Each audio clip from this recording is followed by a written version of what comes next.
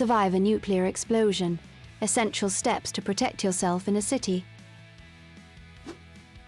After a nuclear blast, immediately seek shelter in a sturdy concrete building away from windows.